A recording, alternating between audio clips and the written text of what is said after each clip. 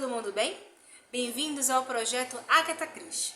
Hoje nós vamos conversar sobre o terceiro livro publicado pela autora, Assassinato no Campo de Golfe. Vamos lá? Se você caiu aqui de paraquedas e não sabe que projeto é esse que eu tô falando, eu vou te contar. Eu lancei aqui no canal no YouTube o projeto Agatha Christie. Nós vamos ler em ordem cronológica de publicação todos os livros publicados por ela. E estamos no terceiro.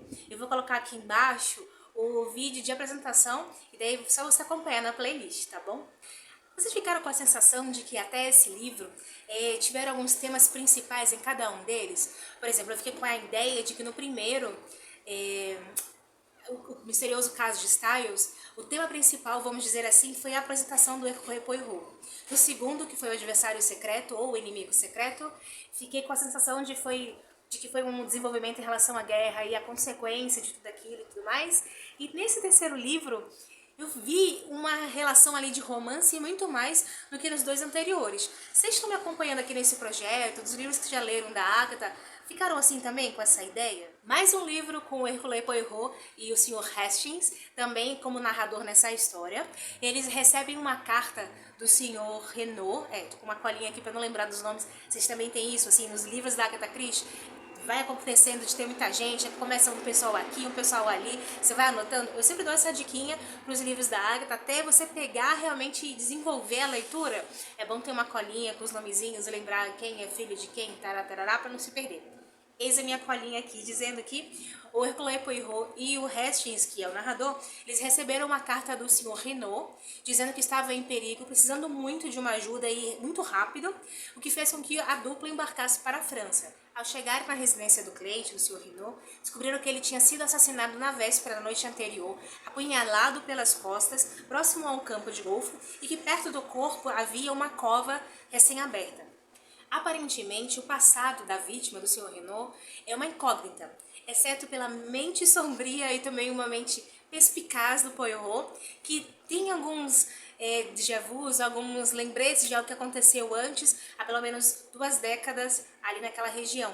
E quando tudo começa a aparecer, fazer sentido, quando tudo começa a se encaixar, outro corpo é encontrado. Uma coisa que eu acho interessante é que a Agatha Christie, ela consegue desenvolver os personagens em tão pouca folha. Meu livro essa edição aqui, um vira-volta, como chama, vira-vira, são 2 em 1. Mas eu quero mostrar pra vocês só o livro que a gente tá conversando, é isso aqui, só isso aqui. Nessa minha edição tem 238 folhas, é pouco, do meu ponto de vista. Mesmo assim, a Agatha Christie consegue desenvolver personagens tão distintos entre si, mas com peculiaridades e coisas muito específicas que vão fazer toda a diferença no desenrolar da história. Sempre que eu converso com alguém sobre Agatha Christie, eu digo, se você não tem o costume de ler, ou não tem o costume de ler livros estrangeiros com alguns nomes um pouco diferentes, seria bom você fazer, ou até mesmo para facilitar a leitura, independente de onde seja o livro, seria bom você fazer uma espécie de colinha, sabe? E ir marcando, eu faço muito isso. Quem é fulano de tal, é filho, parente, quem é a vítima, isso ajuda bastante. Tô falando tudo isso porque agora eu gostaria de ir conversando com vocês sobre os personagens, e aí é minha colinha, né? Nós já sabemos quem é o Sr. Renaud, que é a vítima, que lembra, tem um passado ali que ninguém sabe, de onde veio, como veio, o que aconteceu na vida dele. Isso faz com que as investigações paralisem bastante. Tem a esposa do Sr. Renaud, que ela é considerada uma pessoa fascinante e mesmo assim muito discreta, e é difícil você conseguir tirar, você vai acompanhando ali nas investigações e nas perguntas que vão ser feitas para ela, é difícil tirar alguma coisa dela, né? Ela tenta manter a postura, tenta manter o autocontrole, apesar de que... Opa, fechou. Apesar de que aparentemente você percebe que ela tá um pouco transtornada, mas ela não perde a postura dela. Tem o filho dos Renaud, que é o Jack Renaud. Ele é o único filho e na apresentação dele na história, você vê que ele tem uma conexão muito forte com a mãe, né? Eles conseguem se entender no olhar, eles conseguem desenvolver o que está acontecendo ali, o que pode ser dito, o que não pode ser dito, o que está acontecendo, e aí você vê essa proximidade dos dois. Tem a senhora Dubrow, que é uma vizinha dos Renaud, que mora numa vila muito próxima. Ela é considerada uma mulher muito bonita, mas muito misteriosa. Ela não aparece com tanta frequência assim na história, mas quando aparece, algumas coisas diferentes vão aparecendo, vão se desenvolvendo junto com a apresentação dela. A filha dela, que é a Marthe, Dubrow, Mademoiselle Marthe Dubrow, que tem um caso romântico, tem um relacionamento com o filho da vítima, com Jack Renault. Ela é considerada uma mulher inocente, com olhos perspicazes não, mas com os olhos. O Poirot fala sobre isso, né? As características das mulheres, ele vai falando no olhar, na forma de olhar, o que isso quer dizer, que o Hastings não acompanha muito, Hastings é muito inocente. Nesse livro eu senti, pela carga de romantismo, digamos assim, que o Hastings aprendeu muito com o Poirot, até mesmo sobre as mulheres, digamos, de passagem. Uma coisa muito importante. Eu acho que eu ia falar isso depois, mas sobre Hastings e as mulheres, tem uns comentários, principalmente no início do livro, que eu fiquei assim... Sério, Agatha, que você tá escrevendo isso? E aí a minha nota para esse livro diminuiu um pouquinho, né?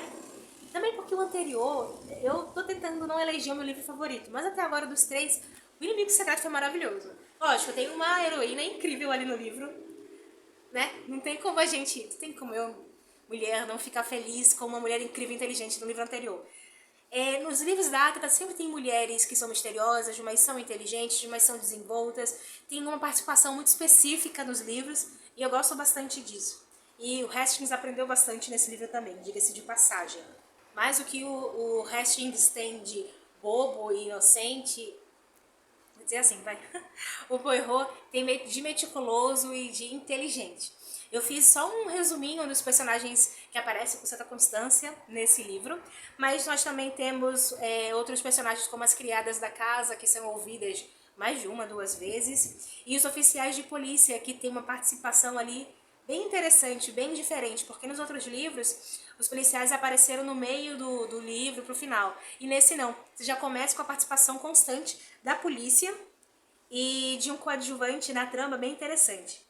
E veja, diferentemente nesse livro, o Poirot não é o único detetive que está participando. Geralmente a gente vê a polícia e o Poirot, né? Nesse livro não. Além da polícia, o Poirot tem a participação, e eles ficam se bicando um entre outro, do detetive Giraud, acho que é assim que fala, Giraud, que é um detetive da polícia francesa extremamente arrogante, Giraud, acho que é isso mesmo. Até aqui a gente já entende que o Poirot, ele é muito meticuloso, né? E ele usa muito desse método mais detalhista, mais específico e também associado à psicologia para poder desenvolver as teses dele sobre os assassinatos, né? Sobre o que tem acontecido. Só que esse detetive Giraud, ele não tá aqui só por acaso, ele não tá aqui só para fazer uma teórica picuinha com Poirot. Ele é um pouco mais do que isso. Ele acaba sendo, muitas pessoas chegam a esse consenso, de que ele é uma representação do Sherlock Holmes. Veja, o Poirot, ele tem o desenvolvimento metódico dele de análise do crime, como eu falei também sobre mistura da psicologia e tudo mais. O Sherlock Holmes, se você já leu algum livro dele, se já assistiu filmes sobre Sherlock Holmes, ele tem um método de observação. Ele tem, nas séries, você repara muito nisso, né? Ele chega no ambiente e parece que o tempo para, ele vai observando os detalhes, tem naquele sapato, na roupa, e o Poirot não, além disso, ele também faz isso, mas ele observa o todo, né, de uma forma muito mais cheia de detalhes para não deixar passar nada, e as massas cinzentas, como ele mesmo fala, do cérebro, vão catalogando parte por parte do que está acontecendo, né? Mas só para deixar claro, o detetive Giraud, ele tá fazendo parte, ele é um detetive da polícia francesa, ele é francês, mas está utilizando métodos de observação, métodos de análise, como o do Sherlock Holmes, que é em inglês, e tem uma picuinha constante no livro com o Poirot, que é belga, um detetive belga. Esse era o livro dessa saga que a gente está fazendo com esse projeto. Gostei do livro? Eu gostei. Tem toda aquela análise pra gente acompanhar quem matou, lembrando que não é só uma vítima, um cadáver, apareceram duas vítimas em um livro só, e a gente tenta acompanhar o desenrolar dessa história. Foi interessante. Só que assim, eu achei esse livro um pouquinho mais denso, mais cheio de coisas entrucadas, reviravolta em cima de reviravolta, em cima de reviravolta. Aí quando você acha que faz sentido, aí você percebe que tem que começar do zero, porque nada faz sentido, e daí tem outro corpo que aparece do nada, e como é que apareceu? O que essa pessoa tem a ver com todo o desenrolar da história? Então eu achei que ficou muito cheio de linha.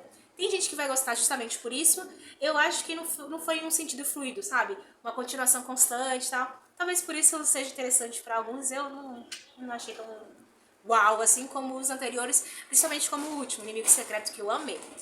E os comentários do Hastings, de vez em quando, me deixaram meio incomodada, sabe? Bem, ai amado, cresce, por favor, cresce, desenvolve aí esse pensamento que você parou no tempo.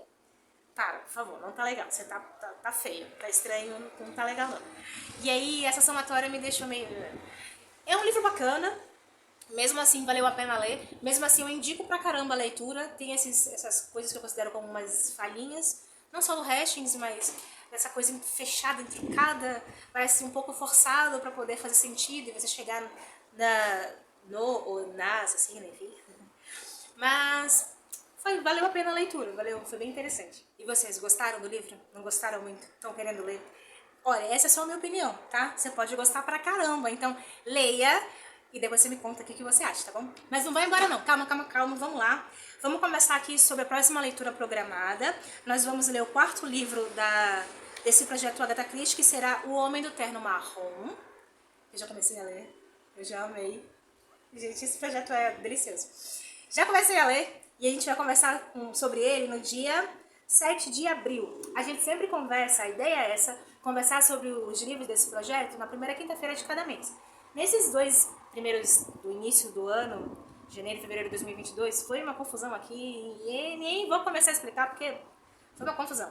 Mas começamos a voltar para a programação normal, então hoje esse vídeo está indo no ar no dia certinho, tô feliz da vida.